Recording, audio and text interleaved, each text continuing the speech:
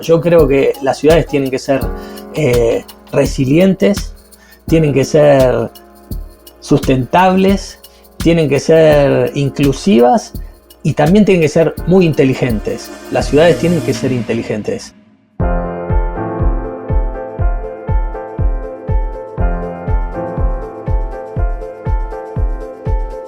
Estamos al aire, estés donde estés y en el momento que quieras. El podcast de Nissan América del Sur te invita a conocer la trastienda y las nuevas ideas sobre la movilidad, el diseño, la tecnología, la conectividad y las tendencias.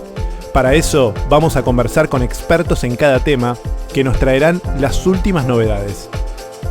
Mi nombre es Sebastián Davidovsky, les doy la bienvenida. En este episodio, Conectados.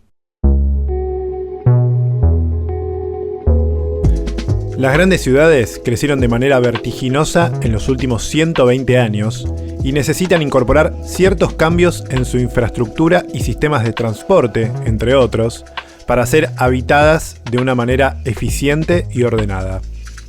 Hoy, más del 50% de la población mundial vive en las ciudades y se espera que este número llegue al 70% para el año 2050. Por ello, es prioritario pensar en ciudades más inteligentes y sustentables, donde la movilidad juega un rol fundamental. Como consecuencia de este cambio en el paradigma, se redefinirán espacios y se adaptarán los actuales sistemas de transporte. Emiliano Spasandín es arquitecto. En su trabajo conviven obras de arquitectura, planeamiento urbano y en los últimos tiempos trabajos relacionados a la innovación y tecnologías aplicadas al desarrollo de estas ciudades inteligentes. Por eso, es un invitado ideal para responder nuestra primera pregunta. ¿Cómo se imagina que serán las ciudades del futuro? Nosotros veníamos ya con un desarrollo y una especie de transición inevitable. Las ciudades estaban pidiendo que algo les pase, o sea, ciudades enormes, mega metrópolis, con transportes precarios o transportes públicos precarios, ciudades que estaban viviendo ya en situaciones muy complejas, ¿no? Antes de la pandemia. Me parece que el cambio de paradigma ahí, justamente antes del coronavirus y antes de que se transforme todo rápidamente, yo creo que era una transición inevitable. Entonces ahí creo que podríamos empezar a entender qué es lo que pasó después. Ahí también lo que podríamos decir es que la pandemia, como dijo Emmanuel Raham, que es un asesor, fue un asesor de Obama, ¿no?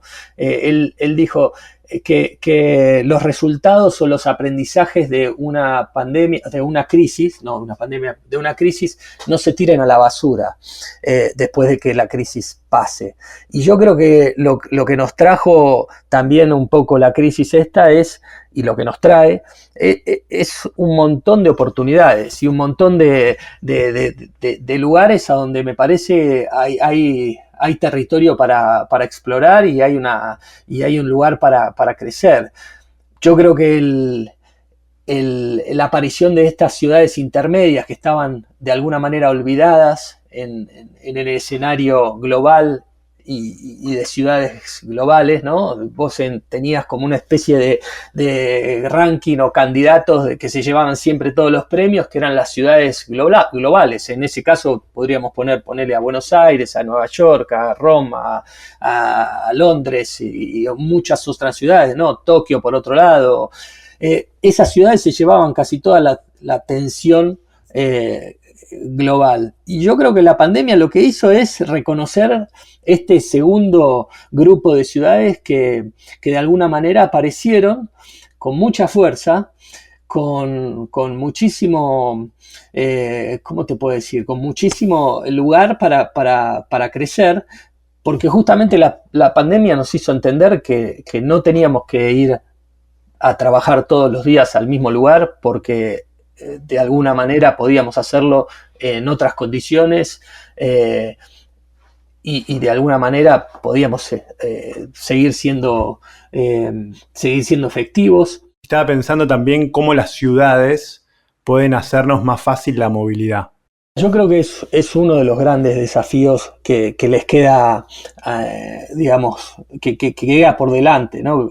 Porque de alguna manera la movilidad en los centros urbanos, no tanto en las zonas metropolitanas, pero sí en los centros urbanos, se tiene que dar de una manera muy distinta a la que veníamos pensando. O sea, yo creo que va a haber espacio para lo que llaman micromovilidad, va a haber espacio para que se empiecen a compartir recorridos, y eso quiere decir que pueden aparecer una serie de nuevos jugadores dentro de los sistemas de transporte que hoy conocemos, y que las ciudades empiecen a tener otro tipo de dinámica, ¿no? Si vos pensás que la superficie activa de una ciudad es su espacio público, y ese espacio público es el que está en juego, yo creo que hoy la tecnología, la innovación y de alguna manera los sistemas autónomos van a empezar también a tener como un rol muy importante, ¿no? En el diseño y en el uso de ese espacio, que es esa superficie activa, ¿no? Y tiene que ser dinámica. Entonces yo creo que van a aparecer como oportunidades. Y en ese sentido, ¿la tecnología qué rol juega? Ahí tenés varios temas. Primero, la relación entre el hombre y las máquinas, ¿no? Eso como primera medida. O sea, un poco Latour hace más de 50, o en 50 años, en el 70, en 1970 más o menos, cuando él escribe su teoría del actor en red, un poco él lo que definía es lo que terminó pasando, ¿no? Que las relaciones no solo se iban a dar entre personas y personas, sino que las relaciones se iban a empezar a dar también entre personas y máquinas, y obviamente entre máquinas y máquinas. Yo creo que esa sería como la primer gran el primer gran cambio de paradigma en esta nueva transición en la que estamos viviendo. Y las ciudades van a empezar a tener eso. Yo creo que un auto va a empezar a poder relacionarse con una especie de centro de control de tránsito, y el auto mismo se va a empezar a tomar, o va a empezar a tomar en cuenta si hay un tráfico, poder cambiar la ruta, cambiar la velocidad, terminar de entender de que también esa superficie activa, dinámica, que es el espacio público o la calle, puede también empezar a tener una especie de transición y funcionamiento distinto en el momento del día en que se encuentra, ¿no?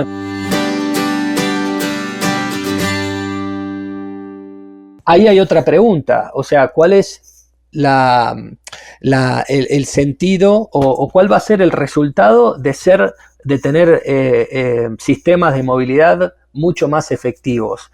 Y el resultado va a ser que el espacio que vos hoy necesitas para que los autos o los colectivos o los sistemas de transporte que hacen el delivery de productos en las ciudades utilicen mucho menos espacio y mucho menos superficie. ¿Y qué superficie están usando en realidad? Es esa superficie dinámica que hablábamos al principio, que es la calle o el espacio público. Si esa superficie es más chica, lo que te va a quedar como también como resultado de todos estos cambios es que vas a tener una superficie activa mucho más importante, y en algún punto la ciudad va a empezar a poder utilizar ese espacio justamente para lo que nos pasó ahora cuando nos encerraron en nuestras casas, a tener muchísimo más espacio libre fuera de nuestro ámbito privado, ¿no?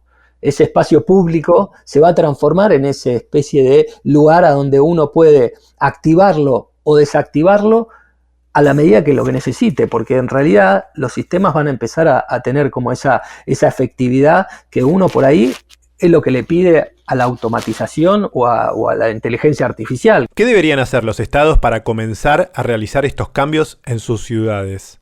Hay, me parece que una dinámica en donde hay ciudades que están empezando a entender de que la única alternativa que tienen los centros urbanos es que empiecen a tomar esto como una situación en donde hay que lidiar con una dinámica muy distinta a la que nos pasó desde el desde el 50 o el 40 del siglo XX, de 1940, 1950, cuando se transformaron las ciudades. Ese fue el momento. Si querés podemos hacer un poco de historia de la historia del centro urbano, de la historia de lo que sería este espacio público. En el 40 hay una ruptura. En el 40 se define como que esa infraestructura pesada que era estas grandes autopistas o estos grandes lugares para transportar o moverse, y básicamente dándole prioridad o mejor dicho protagonismo casi estelar al auto particular.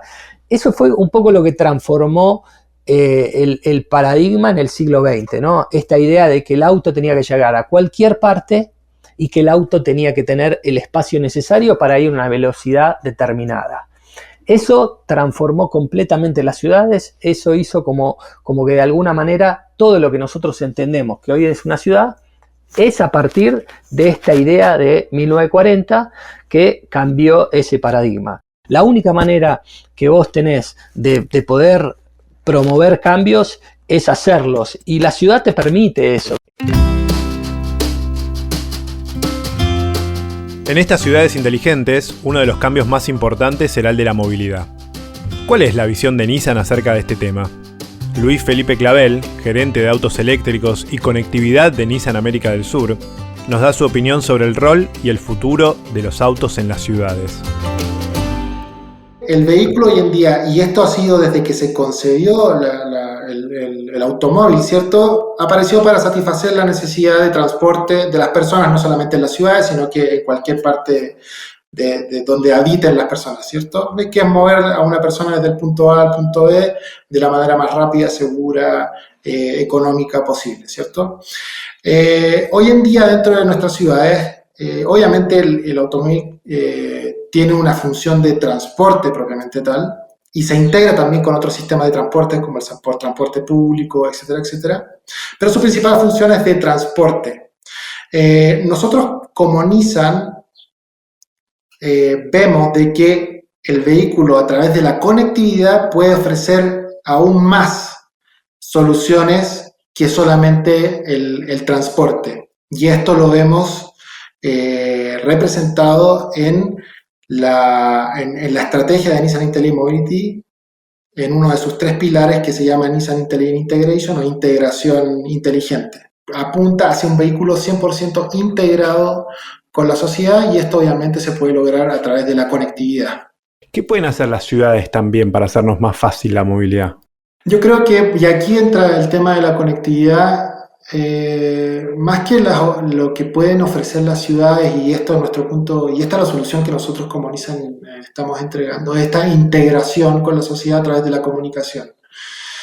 Con la aparición del 5G esto va a ser mucho más factible. Existe hoy en día, de hecho, lo podemos conversar un poco más adelante, tenemos algunos niveles de integración y de conectividad, pero el día de mañana nuestros vehículos podríamos decir que se van a transformar en unos smartphones con ruedas, ¿cierto? Te pongo la siguiente situación. Imagínate que tú quieres ir al supermercado, ¿cierto? A hacer las compras del día y quieres hacerlo en tu auto. Primero vas a abrir tu celular, te vas a conectar con tu vehículo se va a conectar con otros vehículos, vas a poder entender cómo está el tráfico y cuánto tiempo te va a tomar ir desde tu casa hasta el supermercado, y mientras vayas en el trayecto vas a tener también información de, por ejemplo, accidentes que hayan sucedido, etcétera, etcétera, para hacer esa movilidad más inteligente. Y finalmente eso es lo que nosotros estamos apuntando, de que sea